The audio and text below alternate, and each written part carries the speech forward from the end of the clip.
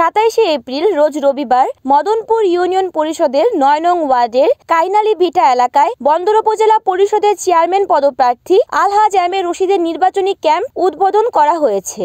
Camp উদ্বোধনকালে উপস্থিত ছিলেন Madanpur union পরিষদের 3 বারের সফল চেয়ারম্যান তথা বন্দর উপজেলা আওয়ামী লীগের সহসভাপতি গাজী এম এ সালাম, মদনপুর স্বেচ্ছাসেবক লীগের সভাপতি মোহাম্মদ আক্তার হোসেন, বন্দর উপজেলা আওয়ামী লীগের প্রচার সম্পাদক জুয়েল ভুইয়া, মদনপুর 9 নং ওয়ার্ডের মেম্বার হোসাইন মুন্সি, নারায়ণগঞ্জ জেলা বঙ্গবন্ধু সৈনিক লীগের যুগ্ম সাধারণ সম্পাদক মোহাম্মদ মুক্তার হোসেন, আলাউদ্দিন, মোহাম্মদ জয়নাল আবেদিন, আক্তার হোসেন সহ ছিলেন মদনপুর 9 নং ওয়ার্ডের নেতাকর্মীরা।